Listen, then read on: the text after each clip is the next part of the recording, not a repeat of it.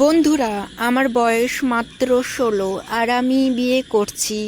এত অল্প বয়সে কেন আমি বিয়ে করছি বা কেন আমার বিয়ে দিচ্ছে আমার বাড়ির লোকেরা, সম্পূর্ণ ডিটেলস এই ভিডিওতে আপনারা পেয়ে যাবেন। শুধু ভিডিওটা মনোযোগ দিয়ে দেখতে থাকুন। তো গাইস, আজকে আমার বিয়ে বলে আমি ফাইনালি মেকআপ করতে চলে এসেছি একটা কাকুর কাছে, যে অসাধারণ মেকআপ করে খুব দামি ব্র্যান্ডেড প্রোডাক্ট দিয়ে এবং মাত্র অল্প কিছু টাকার বিনিময়ে। তো টাকাটা আমি বলে দিই, আমার কাছে মাত্র 3000 টাকা নিয়ে আমাকে বিয়ের পুরো সাজটা এবং বইয়ের যে লুকটা হয় সেটা কমপ্লিট করে দিবে। তো তোমরা দেখো যে কতটা সুন্দর করে ব্র্যান্ডেড প্রোডাক্ট দিয়ে আমাকে বইয়ের লুকটা করে দেয়।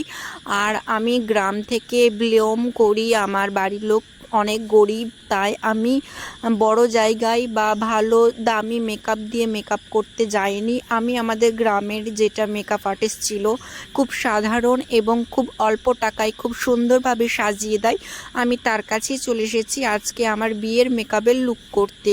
তো দেখতেই পাচ্ছ আমার মেকআপ করা কমপ্লিট হয়নি এখনও, মানে 50 চলছে আর কি। তো এখন এসব ব্র্যান্ডেড কী লাগিয়েছে আমি জানি না, এগুলোর নামও বলতে পারি না, কারণ আমি এগুলো কখনো মাখিনি। আমি গ্রামের একটা সাধারণ মেয়ে, আমি কি করে এসব মাখতে পারি এত দামি দামি জিনিস, এবং এগুলোর নাম কি সেটাও আমি ঠিকঠাকভাবে বলতে পারবো না গাইস। তাই আমি মানে আমাকে যা দিচ্ছে আমি তাই চুপচাপ মেখে নিচ্ছি। আমাকে কি দিচ্ছে না দিচ্ছে আমি নিজে বিচার করতে পারছি না। আমাদের চোখ মুখ থেকেও আমরা মূর্খর মতন আর কি। তো দেখতেই পাচ্ছ আমাকে মুখে চোখে এগুলো সাদা সাদা কি লাগিয়েছে জানি না। তো মুখটা আমার অনেক সাদা হয়ে গিয়েছে এবং চোখের আইব্রোটা এঁকে ফেলেছে, এবং চোখের নিচে যে ড্রাগসগুলো থাকে কালো কালো সেগুলোকে মেটানোর জন্য আবার সাদা পাউডার দিয়ে খুব সুন্দরভাবে প্লেন করে নিচ্ছে যাতে সেগুলো বোঝা না যায়, এবং আমার নাকটাকে চোখা করার জন্য যথেষ্ট চেষ্টা করা চলছে, দেখতেই পাচ্ছ।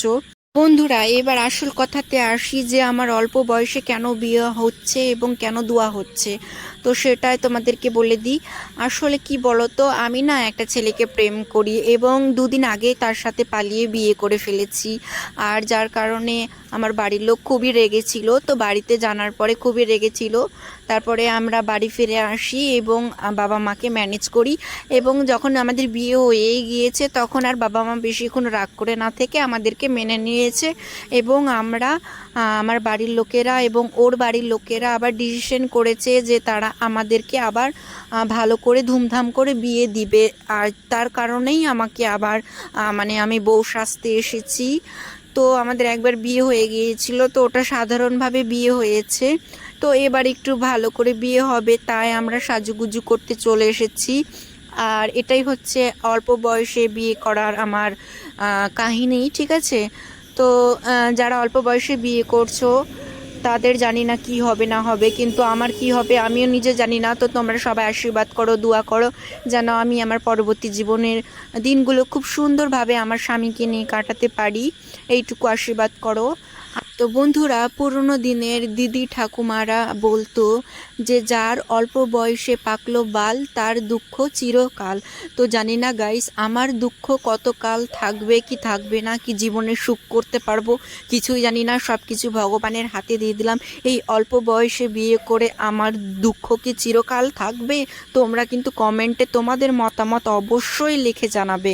এবং আমি যে এত দামি দামি মেকআপ করছি, মানে আমার কাছে দামি, আপনাদের কাছে এটা কম দামি হতে পারে, 3000 টাকা বলে কথা, বাট আমার কাছে অনেক দামি গাইস। তাই আমি দেখো কি সুন্দরভাবে চুপচাপ বসে আছি, একটু নড়াচড়া করছি না, যাতে দাদাটা খুব সুন্দর করে সাজাতে পারে, কোনো প্রবলেম না হয়, সেই কারণে আমি চুপচাপ বসে আছি। এবং আমার চোখ মুখে দেখো, মনে হচ্ছিল এতক্ষণে আমার চোখ মুখ কিছুই ছিল না, কিন্তু মেকআপ করার পর এখন মনে হচ্ছে আমার চোখ মুখ মানে জন্ম দিল নতুন করে, এইরকম একটা দেখে মনে হচ্ছে আর কি। তো মানুষ ভগবানকে যে এরকম যারা ভগবানের মূর্তি বানায় কাদা মাটি দিয়ে, তো সেই রকমই আমার এখন বইয়ের মূর্তি বানাচ্ছে, ঠিক আছে। আমাকে কাদা মাটি মাখিয়ে একটা মূর্তি তৈরি করছে, তারপরে সেটাকে বিয়ে দেওয়া হবে আর কি। তো তো এইসব মেকআপ টেকআপ কেন যে করে মানুষ কে জানি। আমি তো গ্রামের মানুষ, কোনো দিন মেকআপ করিনি, আমার ভালো লাগে না মেকআপ করতে। তো প্রথমবার এই বিয়েতে মেকআপ করছি, সবাই করে। তো দেখা যাক কেমন লাগে দেখতে। এখন সুন্দর লাগবে কি বান্দর লাগবে কি কেমন লাগবে এখন ভগবান জানে, আপনারা জানেন, এবং দেখাই যাক শেষ পর্যন্ত কি হয়। তো বন্ধুরা, এতক্ষণ তো অনেক কথা বললাম, এবার আমি আমার হাজবেন্ডের কথা একটু তোমাদেরকে শেয়ার করি যে সে কি কাজ করে না করে। তো গাইস, আমার হাজবেন্ড কিছু কাজ করে না, ঢুড্ডার মতন শুধু সারাদিন ঢোঁ ঢোঁ করে ঘুরে বেড়ায় আগান বাগানে, আর গাঁজা মদ খেয়ে বেড়ায়। তো ওকে আমি যখন থেকে মানে ভালোবেসেছি তারপর থেকে অনেকটা শুধরে নিয়েছি। তো এখন একটা মুদিখানার দোকানে কাজে লেগেছে এবং কাজ করছে, মাইনে 10,000 টাকা পাই। আর এভাবেই মানে ওর মদ গাঁজা খাওয়া এসব কিছুও আমি কমিয়ে দিয়েছি, অনেক বকে বকে। তো যাই হোক, এভাবেই আমি আমার জীবনটা শুরু করতে যাচ্ছি ওর সাথে। এখন বিয়ের পরে ও আবার মানে আমার কথা শুনবে কি শুনবে না ভগবান জানে। আমি তো চেষ্টা করব যেন আমার কথাতে উঠে আমার কথাতে বসে, সেটাই করার। কারণ সবাই বলে যে নাকি বিয়ের পরে নাকি বর নাকি বলে বউয়ের আঁচল ধরে ঘুরে, বউয়ের আঁচল কথাতে উঠে বসে। তো সেটাই করার চেষ্টা করব, দেখা যাক আমার বর আমার আঁচল ধরে উঠে বসে কি না, আমার কথাতে কান ধরে উঠবস করে কি না। তো সেটা করারই চেষ্টা করব। তো অনেক কথা বলে ফেললাম আজকে। তো গাইস, এতক্ষণ অনেক বকবক করলাম, আর বেশি কিছু বলবো না, আজকের ভিডিও এখানে শেষ করছি। আমার মেকআপ লুকটা কেমন লাগেছে অবশ্যই কমেন্টে জানাবে, এবং আমাদের চ্যানেলে নতুন হয়ে থাকলে চ্যানেলটি সাবস্ক্রাইব করবে। ধন্যবাদ, সবাই ভালো থাকুন, সুস্থ থাকুন, আবার দেখা হবে নতুন ভিডিও নিয়ে।